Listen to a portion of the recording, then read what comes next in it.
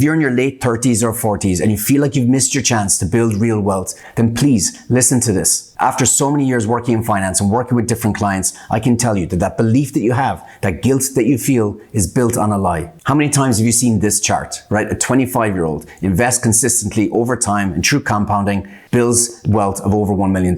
I'm sure you've seen it many times, but you've never seen a chart where a 40-year-old starts and over a 25-year period builds the same amount of wealth. But that's just as possible. In fact, it's very realistic for most people. So in this video, I'm going to show you that chart and I'm going to show you exactly how to do it. How to build over $1 million in wealth starting at zero at 40. So to do this, you only need to do two things. You need to change your mindset, and then you need to follow the 4-step framework I'm going to outline in the order I outline it in. The change of mindset will take care of the commitment and motivation, and the framework will take care of the numbers. So let's first talk very quickly about this mindset shift. And the only thing you really need to understand here is that you don't need to beat yourself up for what you did in your 20s or even your 30s. If you spend that time just figuring things out, just getting by, or even enjoying yourself, then that's great. Be happy that's the case. Most people at that age just aren't in the mindset to sacrifice for their future. But now that you're in your 40s, I bet that's different, right? I bet your goals are sharper. I bet you know exactly what you want out of life. So all that I ask is that you leave this guilt behind.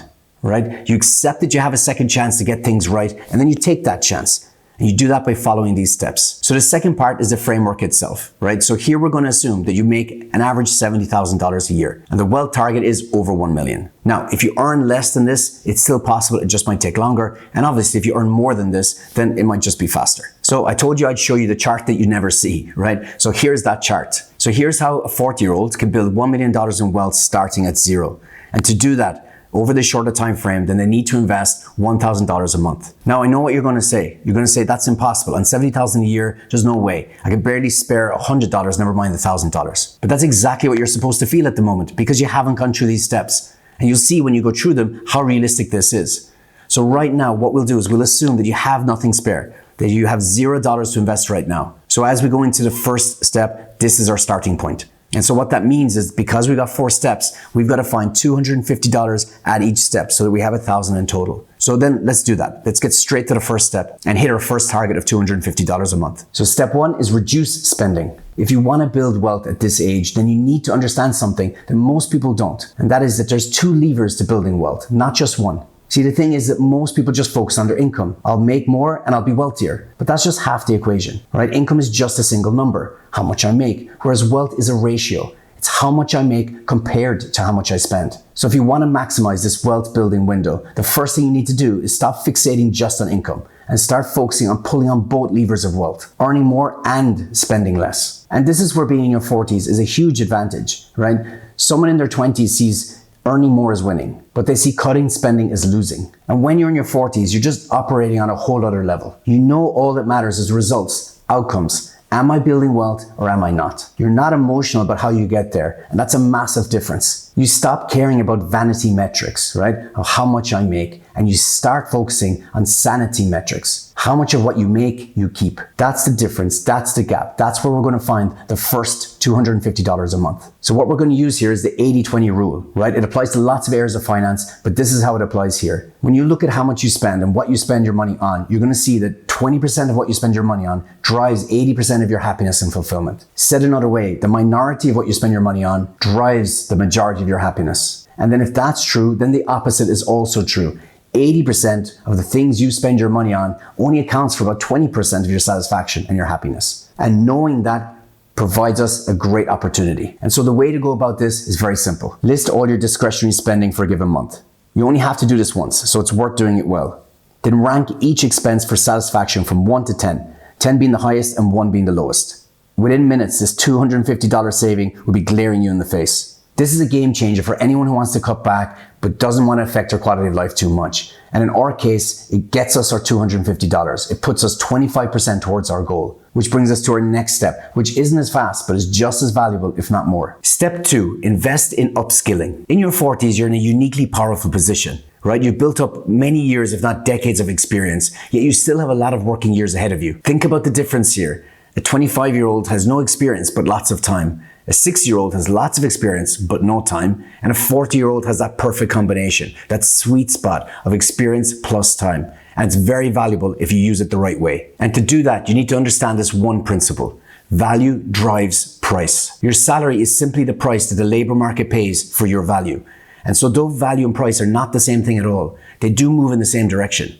So if your value stays flat, then your salary stays flat. And if your value goes up, then your income follows. But here's where most people go wrong in their 40s. They try to earn more by staying loyal to one company, working longer hours, or taking on extra responsibilities without extra pay. And though that might feel productive, it doesn't increase your value, it only increases your output. You're producing more at the same level of value, you're not becoming more valuable. And that's the critical difference here. To become more valuable, you need to upgrade what you do. And in your 40s, that's significantly more possible than it is when you're in your 20s. Because you're far enough down the road to have these foundational skills that you can build on, that you need to upgrade. But at the same time, you have enough road left to turn these skills and qualifications into real value, into real dollars and cents in your pay packet. So how do we figure out what skills and qualifications you can invest in to earn an extra $250 a month? Well, let me help you with that. But before we do, we need to change our target number. We need to increase our target amount from $250 a month to $300 a month. The thing is that what we really want is not 250, we want 250 after tax. So if we add on a little bit, that should take care of it. And then we want to annualize it because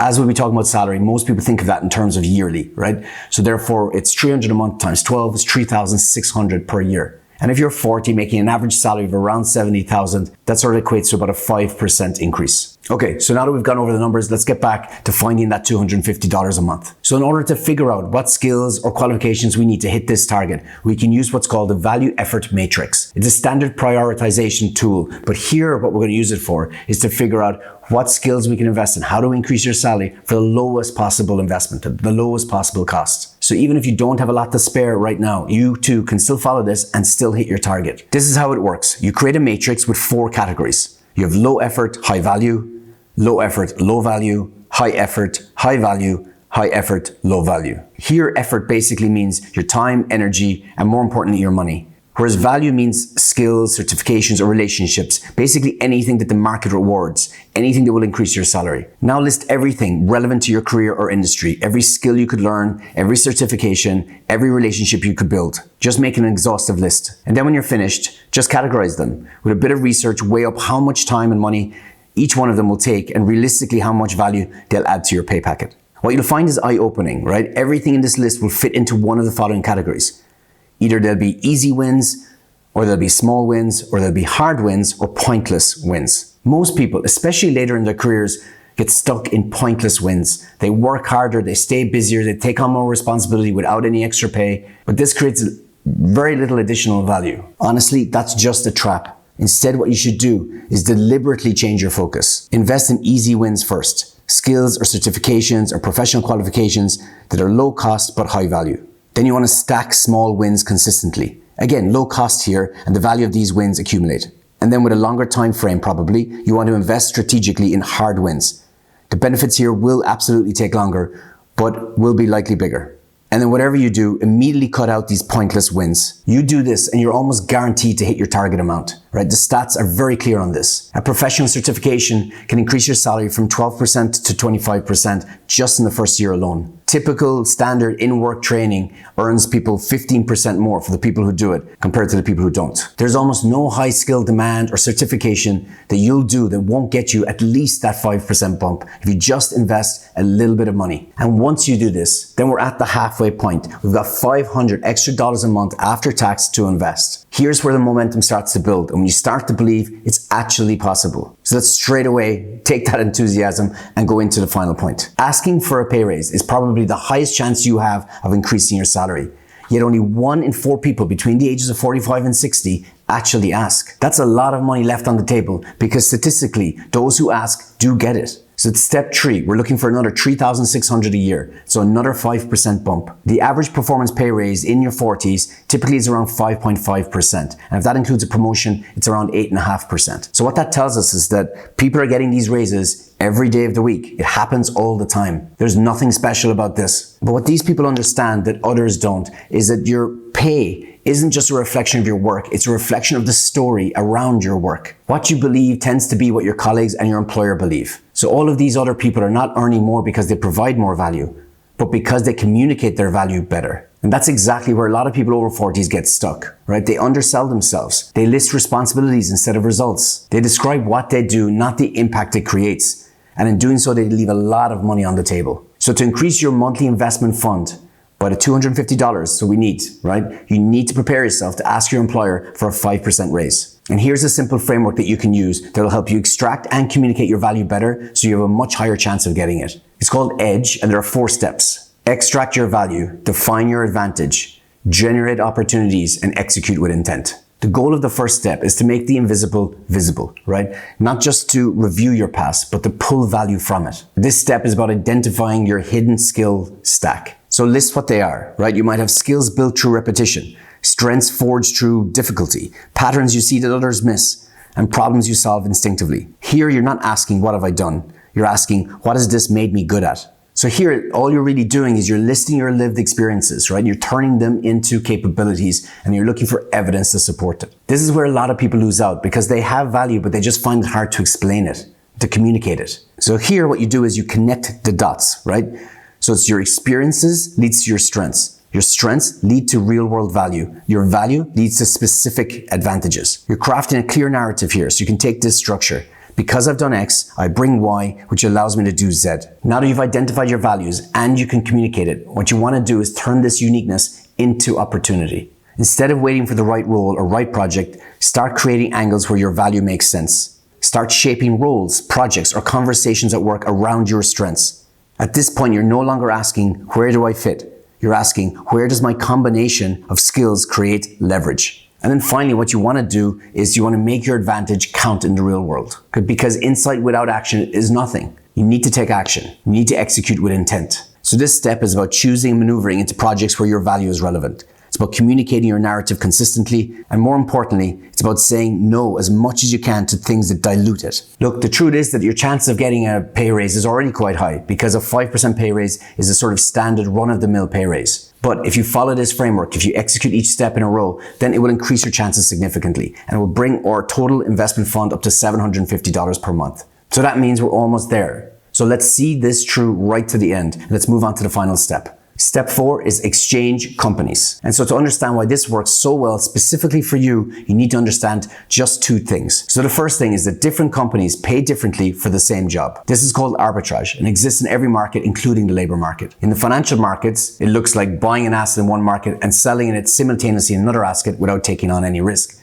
And in the labor market, it's the same thing. You find a job, sign a contract before you move from the last job, and so when you move, you earn more without taking any additional risk. So the second is that in your 40s, you have a high ROI. And what that basically means is you have a high return on investment.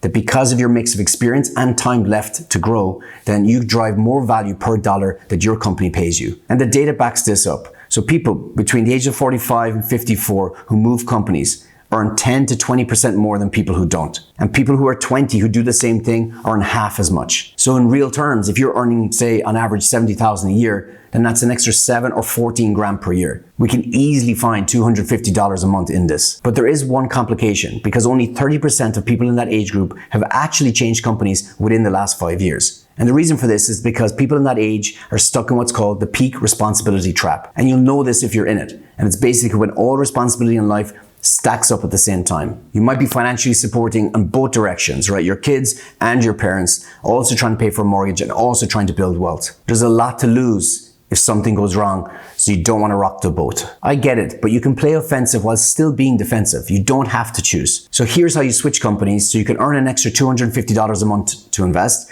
without risking what you've worked so hard to build. You simply don't take the leap blindly. So first, build a buffer so you're not making decisions under pressure. Second, test before you jump.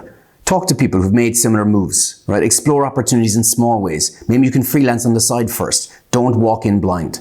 Third, you're at the stage where you can negotiate for stability. At this stage, you have leverage. So try to secure sign-on bonuses or severance protection, or maybe flexibility as part of the deal upfront. So if you take these steps, you can dramatically reduce the risk of something going wrong. You can switch companies, earn the extra money, again, without disrupting what you've worked so hard to build. So look, that's it. 4 realistic steps, $250 per step, and in the end, $1,000 extra per month to invest. Over a 25-year period, assuming no other bonuses, no other windfalls, this will earn you well over $1 million.